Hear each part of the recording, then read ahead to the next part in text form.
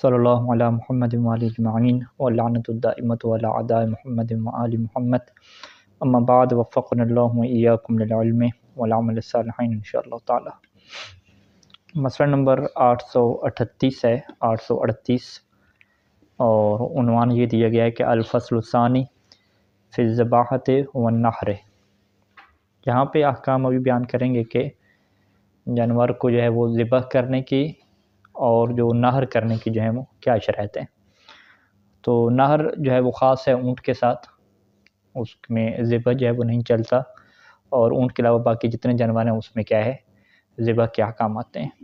باقی سارے جانوروں میں جو ہے وہ شکار کے احکام بھی کیا آ سکتے ہیں، وہ جو گزشتہ شرائط بیان کی تھی کہ وہ پالتو کیا ہے نہ ہوں۔ اگر یشترط فی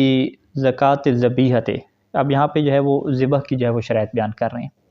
کہ ذبیحہ یعنی جس جانور کو ذبح کیا گیا ہے اس کے تزکیہ میں اور اس کے حلال ہونے کی جو ہے وہ چند ایک شرائط ہیں۔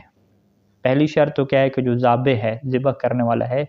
وہ مسلمان ہو، او من بے حکم ہی، یا جو مسلمان کے حکم میں ہے، کل متولد منو، جیسے مسلمان کا جو بچہ ہے،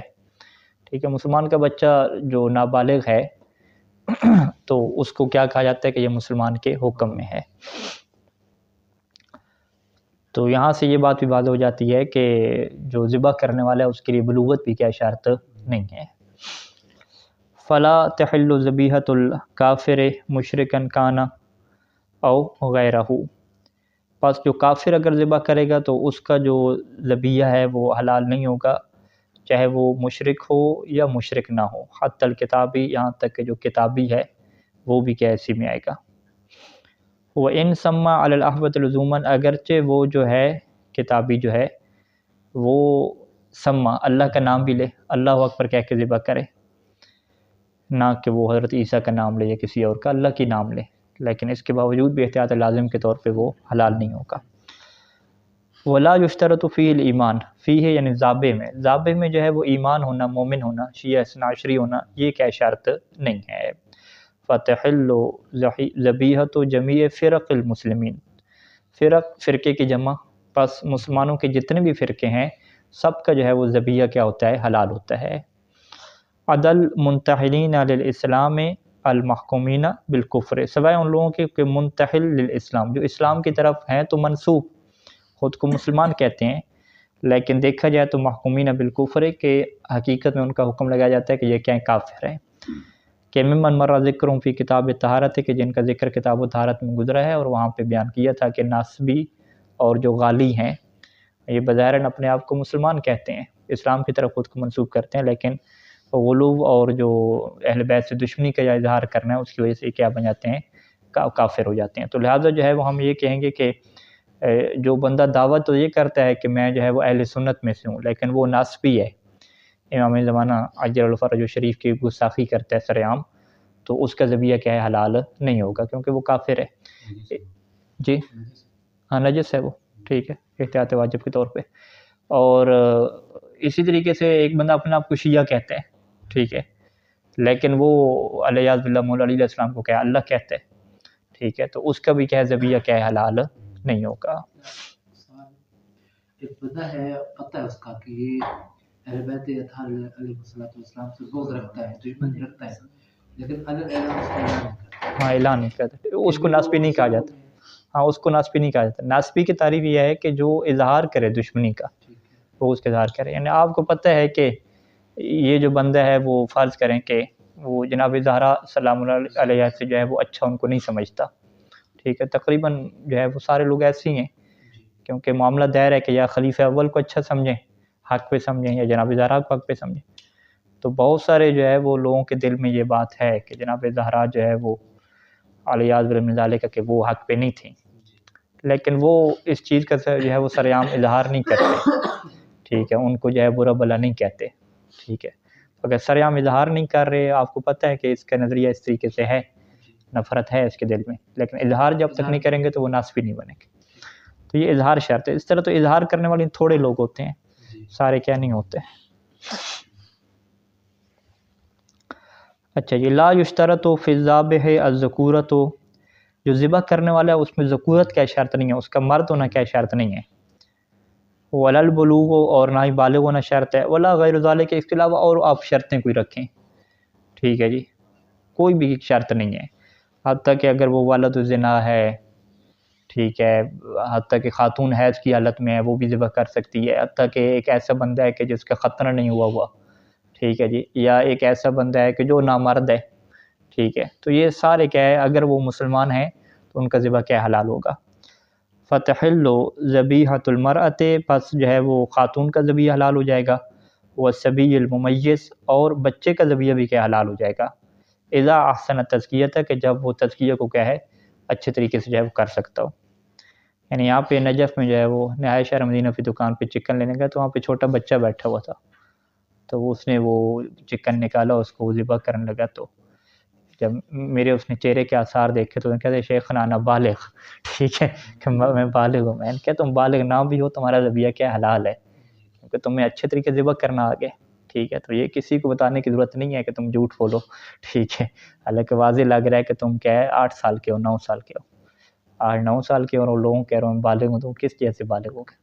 8-9 سال میں کیا احتلام تمہیں ہو گیا یا اتنے بڑے بڑے بال آ گئے، تو یہ تو نہیں ہے، ٹھیک ہے، تو لہٰذا جو ہے وہ ٹھیک ہے چکن بیچو، بک جائے گا، فقط یہ کہو کہ انا صبی الممیز، مجھے ذبح کرنا اچھے طریقے سے، پوری دکان کو وہ ہینڈل کر رہا ہے، باپ کی جگہ پہ باپ اندر چلا گیا، تو وہ ممیز ہے، سمجھدار ہے اور اچھے طریقے سے ذبح بھی کر سکتے ہیں، تو اس کا ذبح کیا حلال ہے۔ اسی طریقے سے خاتون اگر ذبح کرتی ہے، ٹھیک ہے، تو اس کا ذبح بھی کیا حلال ہے۔ وقضى الاعمى، اعمى جو ہے وہ نابینا انسان، ٹھیک، وہ کہہ سکتے بھائی تو نابینا ہے اس نے ذبح کیا ہے،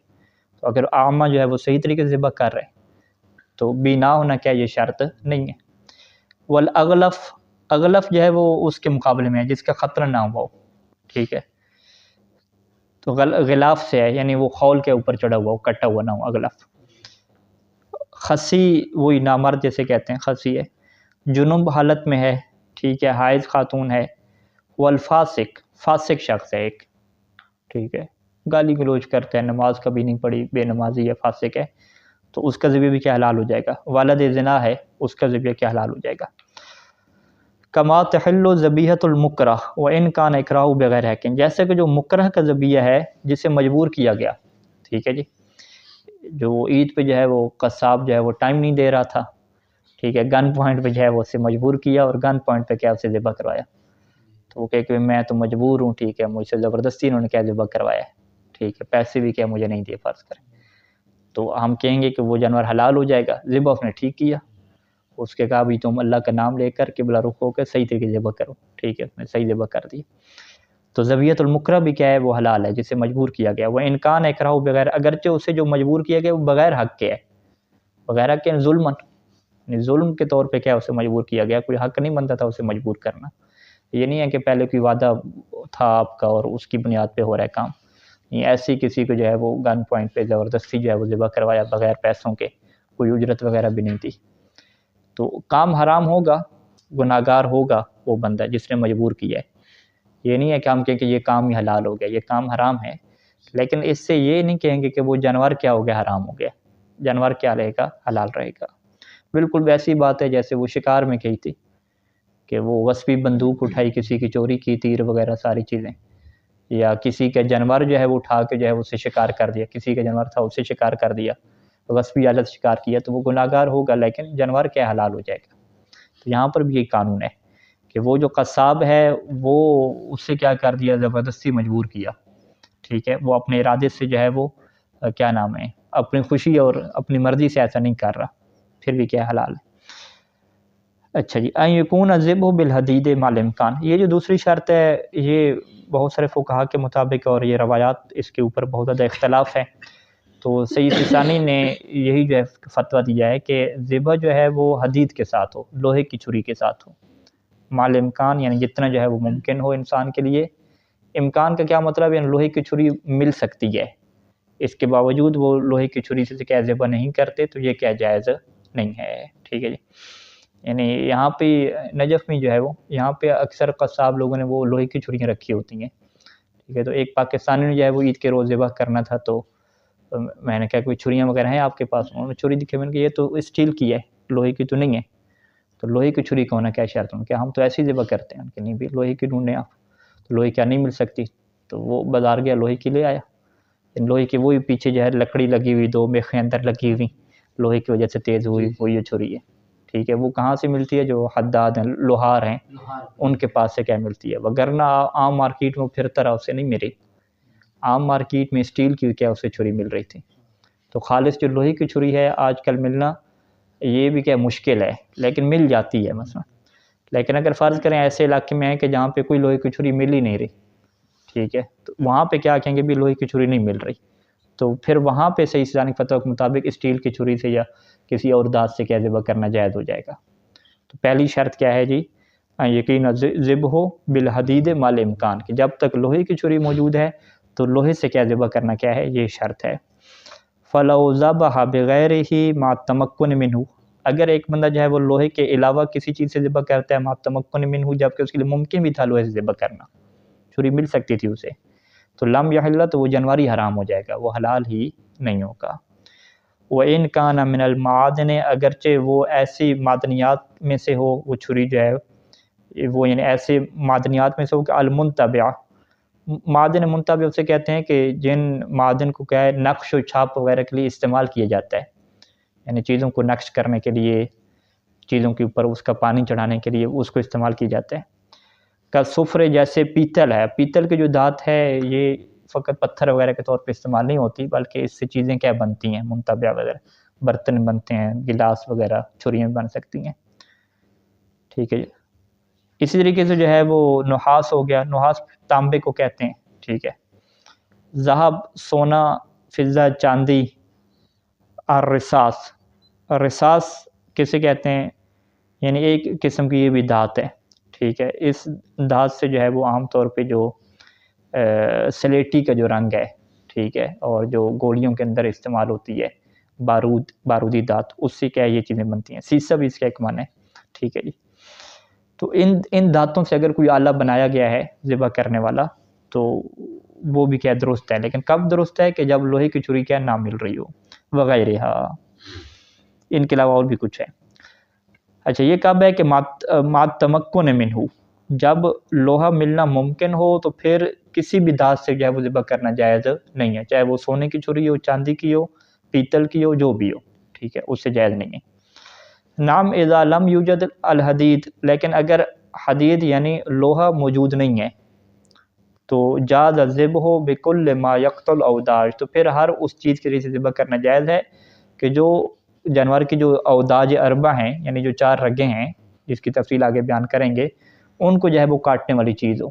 کوئی بھی چیز اس کو اگر کاٹ لیتی ہے، کوئی بھی آلہ ہو، تو اس کی کیا ذبح کر سکتے ہیں۔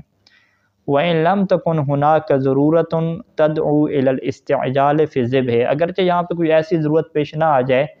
کہ آپ کہیں کہ جی آج ہی ذبح کرنا ہے، ٹھیک ہے جی۔ کل خوف من تلف الحیوان بالتاخیر، جیسا کہ خوف ہے کہ یہ حیوان کیا مر جائے گا اگر تاخیر کریں، کوئی ایسی ضرورت بھی نہیں ہے، آپ کہیں بعد میں ذبح کر سکتے ہیں، کوئی ایشو نہیں ہے۔ لیکن اگر اس دن چھری نہیں ملی، لوہے کی نہیں ملی، آپ کہیں وہی دکانیں ساری بند ہیں، کہاں سے ملے گی، کہاں پہ ڈھونڈیں گے، ٹھیک ہے، نہیں مل رہی، تو یہ نہیں ہے کہ ہم کہیں کہ انتظار کرنا واجب ہے تاکہ کل جو ہے وہ دکانیں کھلیں گی 9-10 بجے، پھر جو ہے وہ جائے گا چھری لے کر آئے گا، تو نہیں، یہ انتظار کرنا ضروری نہیں ہے۔ ابھی اس نے ذبح کرنے کا پروگرام بنایا اور ابھی چھری اس کو نہیں مل رہی، نہ ابھی بازار سے مل رہی ہے، نہ پڑوسیوں سے مل رہی ہے، کہیں پہ بھی نہیں مل رہی، ٹھیک ہے، تو اس سے ہم کیا کہیں گے کہ جو ہے وہ لوہا کیا ابھی اس کے پاس نہیں ہے، تو لہٰذا وہ جلدی کر سکتا ہے اور ذبح کر سکتا ہے یہاں پہ۔ اچھا، تو یہاں پہ کسی بھی جو ہے وہ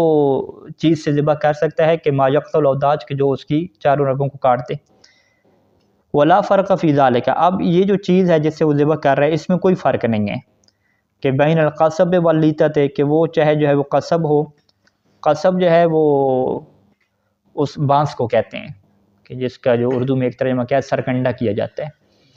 یعنی درمیان سے کھوکھلا ہوتا ہے اور سائڈوں پہ کیا ہے سخت ہوتا ہے، تو ایک انہوں نے بانس لیا، اس کو درمیان سے کٹ لگایا، تو وہ تیز ہے چونکہ، اس سے جو ہے وہ کاٹ دیا، خصوصاً جو ہے وہ مرغی کو، ٹھیک ہے، بڑے جانور کو آپ ذہن میں نہ رکھیں، مرغی اور تیتر بٹیر کو رکھیں، ٹھیک ہے، تو وہ ایک جو قلم والا جو ایک بانس ہے چھوٹا سرکنڈا ہے، اسی سے بھی کیا کٹ سکتی ہے، ٹھیک ہے، اسی کو تیز کیا، اسی تیز کر کے کیا ہے بٹیرا اور چکن کو کیا کاٹ لیا۔ تو یہ کہاں پہ فرض کریں جنگل وغیرہ میں گئے ہوئے تھے، وہاں پہ چھری ان کے پاس نہیں تھی، لوہے کی کوئی بھی چیز نہیں تھی، تو وہ اس سے انہوں نے چیز بنا لی، تو یہ ہو سکتا ہے حلال ہو جائے گا۔ اللیتا جو ہے وہ لیتا بھی اسی کو کہتے ہیں کہ چھلکا جو ہے درخت کی جو چھال ہوتی ہے اس کا جو چھلکا ہے کسی بھی سخت چیز کا، تو وہ ایک چھلکا کیا بڑا سخت تھا، ٹھیک ہے، چھلکے کو انہوں نے لیا، اس کو جو ہے وہ اس طریقے سے بنا لیا، کوئی ڈور ٹائپ بھی چیز ہو سکتی ہے۔ والحجارت الحادہ، اسی طریقے سے وہ پتھر کے جو حادہ تیز ہو، یعنی نوکیلا جو پتھر ہے تیز ہے جو کاٹ سکتا ہے چیز کو، والزجاجہ، زجاجہ یعنی شیشہ ہو گیا، ٹھیک ہے، وغیرہ، اس کے علاوہ کوئی بھی چیز ہو کہ جس کے اندر یہ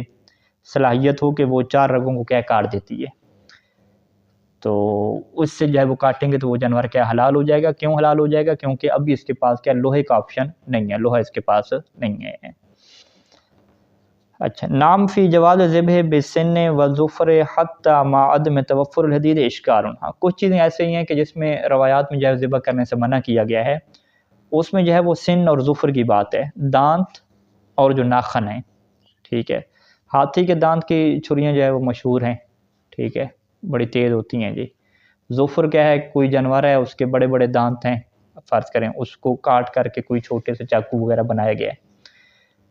تو اس سے آیا ذبح کرنا جائز ہے؟ جائز نہیں ہے، حتی مع عدم توفر الحدید، حتیٰ کہ جو ہے وہ آپ کے پاس لوہا بھی موجود نہیں ہے، ٹھیک ہے، ہم نے کیا کہا کہ لوہا موجود نہیں ہے تو کسی بھی کاٹنے والی چیز کے ذریعے سے آپ ذبح کر سکتے ہیں، لیکن اگر وہ کاٹنے والی چیز کیا ہے وہ ناخن اور کس کو لیتا ہے؟ دانتوں کو لیتا ہے، یعنی ناخن اور دانت سے وہ چیز بنی ہوئی ہے، تو یہاں پہ کیا ہو جائے گا؟ اشکال ہو جائے گا،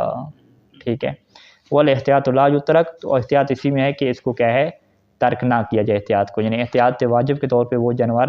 اس سے کیا ہے؟ حلال نہیں ہوگا۔ تو لہٰذا لوہا نہ ہونے کی صورت میں انسان جو ہے وہ ایسی چیز کو لے کہ جو جانور کے دانت اور اس کے ناخن سے کیا ہے؟ نہ بنی ہوئی ہو۔ تو بہرحال یہ تو نادر چیزیں ہیں نا، میوزیم وغیرہ میں رکھی جاتی ہیں جانور کے دانت اور ناخن سے بنی ہوئی، عام طور پہ ایسی چیزیں نہیں ہوتی۔ وَيَجُوزُ ذِبْحُ اخْتِيارًا بِالْمِنْجَل، منجل جو ہے وہ درانتی کو کہتے ہیں، ٹھیک ہے، کہ آیا جو ہے وہ درانتی سے جو ہے وہ ذبح کرنا جائز ہے؟ جائز نہیں ہے،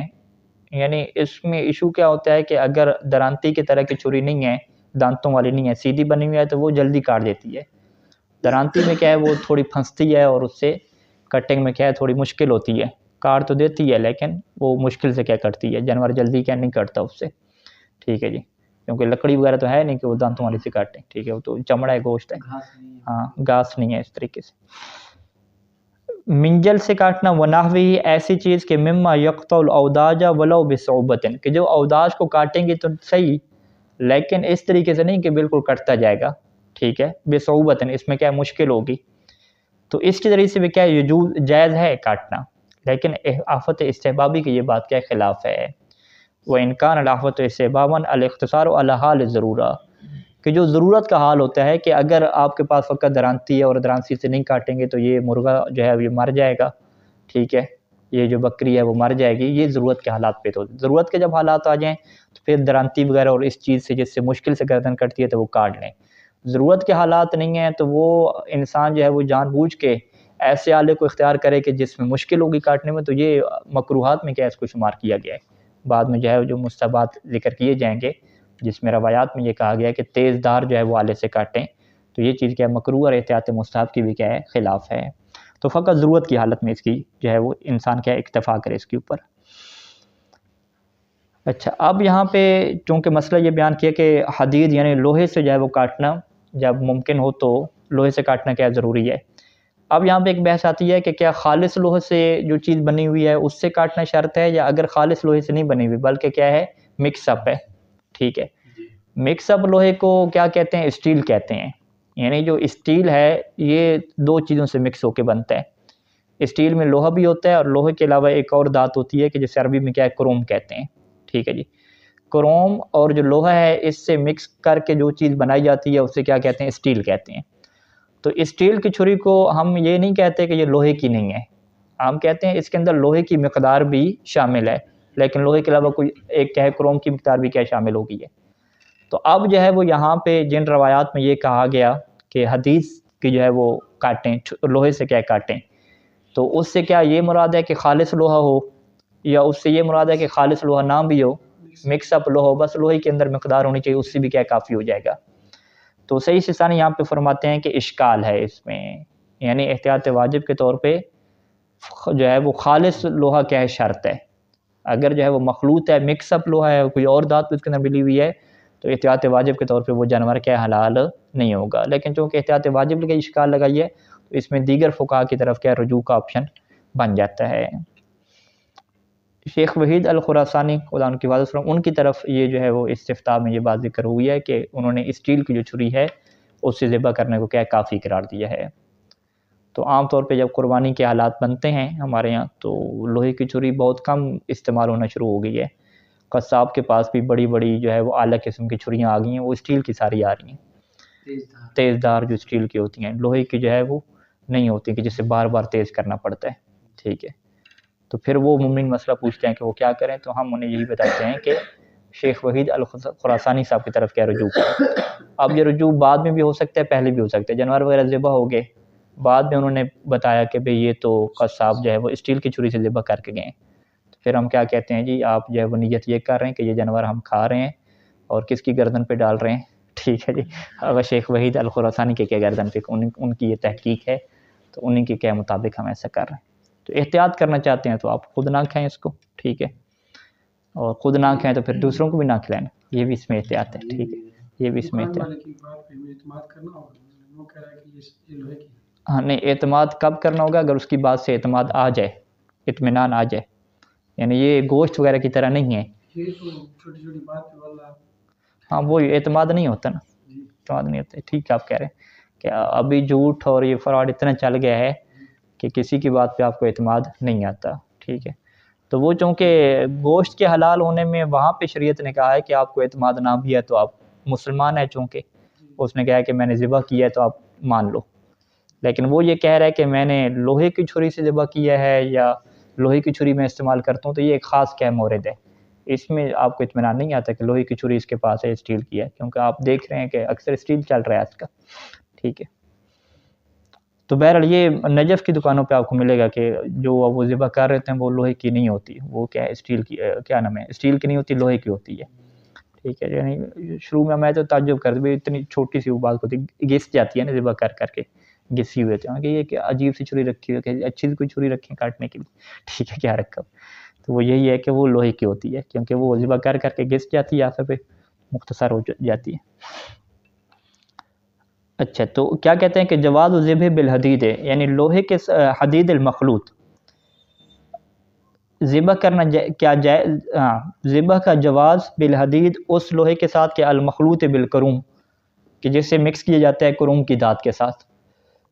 اور یہ حدید جو مخلوط ہوتا ہے کروم کی دھات کے ساتھ، المسمى بالاسٹیل، اس کا نام کیا رکھا گیا ہے؟ اسٹیل کا رکھا گیا ہے. ٹھیک ہے، تو اسٹیل دو چیزوں سے کیا مرکب ہے، ایک کروم اور ایک کیا ہے حدید. تو کیا اس حدید مخلوط سے ذبح کرنا جائز ہے؟ جائز نہیں، کہتے ہیں جواز الذبح لا یخلو عن اشکال، تو یہاں پہ ذبح کرنا جو ہے وہ اشکال سے خالی نہیں ہے. وہ اشد و اشکال منہ، اور اس سے زیادہ اشکال وہاں پہ آتا ہے کہ الذبح بالحدید المطلی بالکروم، کہ اس لوہے سے آپ ذبح کر رہے ہیں کہ جس کے اوپر طے جو ہے وہ چڑھائی گئی ہے، کس کی؟ کروم کی. یعنی مکس نہیں کیا گیا، اندر حدید ہے اور اوپر پوری طے کس کی چڑھی ہوئی ہے؟ کروم جو مادہ ہے اس کی جب چڑھی ہوئی ہے. تو مکس اپ میں تو تھوڑا اشکال ہو گیا، چونکہ وہ کسی نہ کسی جگہ پہ آپ کہیں گے لوہا آ جائے گا. ٹھیک ہے، کسی جگہ پہ لوہا، یعنی اگر وہ اس کو ساتھ دیکھیں دوربین کے ساتھ تو وہ اس کے چھری کو جو حصے بن رہا ہے مکس اپ ہے نا، تو ایک ذرہ جو ہے وہ لوہے کا، ایک ذرہ جو ہے وہ کروم کے مادے کا، یوں کر کے نظام چلے گا. تو مخلوط والا میں تو کیا ہے کہ وہ اندر اس کے لوہا ہے، اوپر تو وہ سارا کیا ہے اسٹیل سے ذبح ہو رہا ہے نا. تو یہاں تو اور زیادہ کیا اشکال بنے گا، تو یہاں تو یہ لوہا اصلاً ٹچ ہی نہیں ہو رہا نا اس کی گردن کے ساتھ. ٹھیک ہے، فلا یترک مراعات مختلف احتیاط فیما، پس صحیح ثانی یہ فرماتے ہیں کہ ان دونوں میں جو ہے وہ احتیاط کے تقاضے کو ترک نہ کیا جائے، چونکہ صحیح ثانی کی اکثر احتیاط ہیں اور یہ مکلف کو کیا محتاط بنا رہے ہیں، تکلیف سے کیا نکال رہے ہیں. تو یہ ایک اچھی چیز ہے، انسان یہاں پہ کیا کرے، احتیاط کرے. اچھا، اب یہاں پہ کوئی گنجائش ہے یا نہیں ہے؟ نام من ذبح بہما عن نسیان، کسی نے جو ہے وہ ان دونوں چیزوں سے ذبح کر لیا، یعنی اسٹیل کے ساتھ ذبح کر دیا یا ایک لوہے کے ساتھ جس کے اوپر اسٹیل کی کیا ہے طے چڑھی ہوئی تھی، ذبح کر دیا، نسیان بھول کے ذبح کر لیا. یعنی مناج وغیرہ پڑھی، مسئلہ وغیرہ اسے پتہ تھا، تو بس قربانی وغیرہ چل رہی تھی تو بھول کے متوجہ نہیں ہوئے. ٹھیک ہے، وہ اسی چکر میں تھے کہ گوشت وغیرہ بننے گھر کھائیں گے، تو بس وہ اسی چکر میں جو ہے وہ توجہ ہی نہیں رہی، ذبح ہو گیا تو بعد میں خیال ہے وہ ہو یہ تو جو ہے وہ ذبح ہم نے کس سے کیا ہے؟ اسٹیل سے کیا ہے. تو یہ نسیان والی صورتحال ہے کہ مسئلے کا پتہ ہونے کے ساتھ کیا ہے بھول گئے ہیں، تو اس میں کیا ہے وہ جائز ہو جائے گا، جانور کیا حلال ہو جائے گا۔ دوسرا مسئلہ کیا ہے کہ او جہلن، یہ دوسرا کیا ہے آپشن اکثر ہوتا ہے کہ مسئلے کی جو ہے وہ شرعی نہیں پتہ، جہل تھی۔ اب یہاں پہ جو ہے وہ جہالت کی دو قسمیں، ایک میں جو ہے وہ جانور حلال ہوگا اور ایک میں جانور کیا حلال نہیں ہوگا۔ ایک کو جہالت کیا کہتے ہیں کہ جہل ان قصور، اور ایک کو کیا کہتے ہیں جہل ان تقصیر۔ جہل ان قصور کیا مطلب کہ یہ بندہ قاصر ہے یعنی معذور ہے، ٹھیک ہے، تو جو اپنی جہالت میں معذور ہوتا ہے یعنی شرعی مسئلہ نہ سیکھنے میں جس کے پاس عذر موجود ہو، تو اس کا کیا ہو جائے گا ذبیحہ حلال ہو جائے گا۔ لیکن جو معذور نہیں ہے، ٹھیک ہے، نجف اشرف میں رہا، علماء کرام کے ساتھ اس کا رابطہ رہا، باقی ساری گپیں شپیں لگاتے رہے اور یہ شرعی مسئلے کیا ہے نہیں سیکھے، ٹھیک ہے، لجنہ کے سارے امتحان پاس کر لیے، منہاج کا ایک دورہ نہیں کیا، تو یہ کس جہل میں جائیں گے؟ یہ اس جہل میں نہیں جائیں گے کہ جن کا جہل معاف ہوتا ہے، ٹھیک ہے، یہ وہ جہل بنیں گے کہ جنہیں فقہی اسلام کیا کہتے ہیں مقصر کہتے ہیں، تقصیر کرنے والے، کوتاہی کرنے والے۔ تو اگر ایسے جو بندے ہیں وہ مسئلے سے جہل رہ گیا ہے تو اب اس نے جو ہے مسئلے کی جہالت کی بنیاد پہ جو ہے وہ اسٹیل سے ذبح کیا ہے، تو اس کا ذبح کیا ہے احتیاط واجب کے طور پہ کیا حلال نہیں ہوگا۔ لیکن اگر ایک بندہ ایسا ہے کہ نہیں وہ مسئلے وغیرہ سیکھتا رہتا ہے اور اس کی اپنی استعداد نہیں ہے توضیح وغیرہ ایسی چیزیں پڑھنے کی، بس اس کی کوشش یہی رہتی ہے کہ ہر وقت جو ہے وہ مسائل وغیرہ پوچھتا رہتا ہے، قصاب ایسا ہے خود ذبح کرتا ہے، مولانا سے رابطے رکھتے ہیں، اس سے کیا کہتے ہیں کہ یہ بندہ شرعی مسائل سیکھنے میں کوتاہی نہیں کرتا، ٹھیک ہے۔ بہت سارے مومنین ایسے ہوتے ہیں کاروبار کا مسئلہ ہے، دکان کا مسئلہ ہے، ذبح کرنے کا مسلسل کیا پوچھتے رہتے ہیں، لیکن ہوا کیا کہ وہ جن لوگوں سے پوچھتا رہا، جن مولانا سے پوچھتا رہا، اس مولانا نے کیا اسے صحیح نہیں بتایا، تو یہ بندہ کیا کہ میں نے تو اپنی طرف سے علم حاصل کیا لیکن اب میں اس مسئلے سے غافل رہ گیا، مجھے بتایا نہیں گیا، میں تو اپنی طرف سے کوشش کرتا رہا جو میں کر سکتا تھا،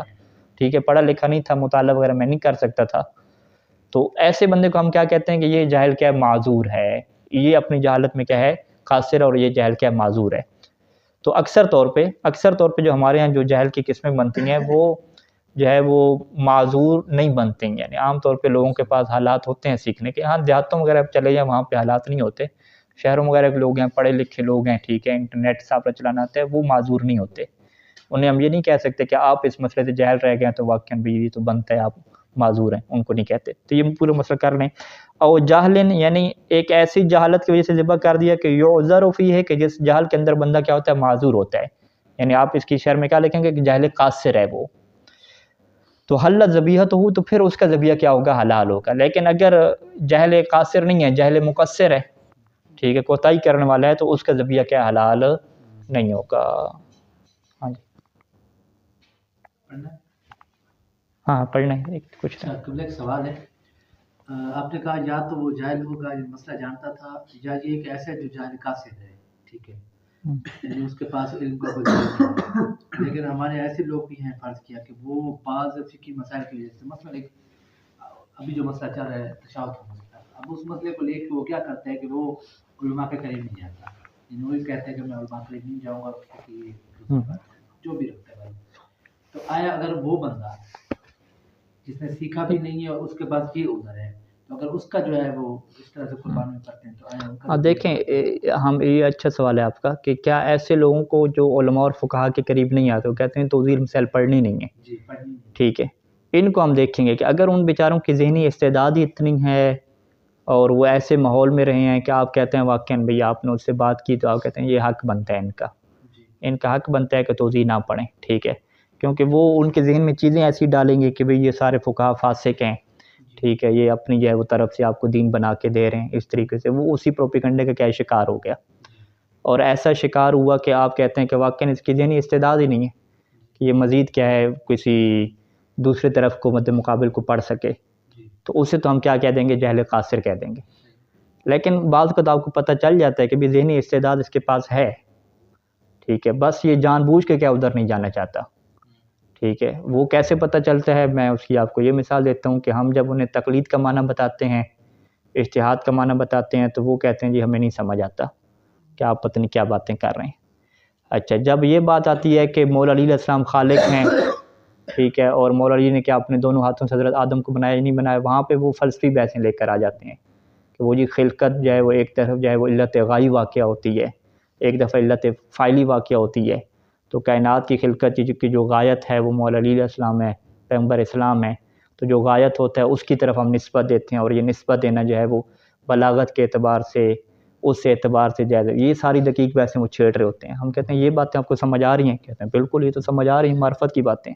جب یہ آپ کو سمجھ نہیں آ رہی، تقلید والی جو ہے وہ یہ سمجھ آ رہی ہیں، تقلید والی نہیں سمجھ آ رہی، اس کا مطلب ہے کہ آپ لوگ جو ہے بے ایمان ہیں، ٹھیک ہے، کوتاہی کرنے والے ہیں۔ تو ایسے بندوں کو ہم کیا کہتے ہیں کہ یہ خود کوتاہی کرنے، ایسے بندوں کو قاصر نہیں کہا جاتا، ایسے بندوں کو مقصر کہا جاتا ہے۔ اور یہ وہ کون لوگ ہوتے ہیں؟ جو ہوشیار ٹائپ لوگ ہوتے ہیں، جو مطالعہ وغیرہ کر سکتے ہیں، چیزوں کو سمجھ سکتے ہیں۔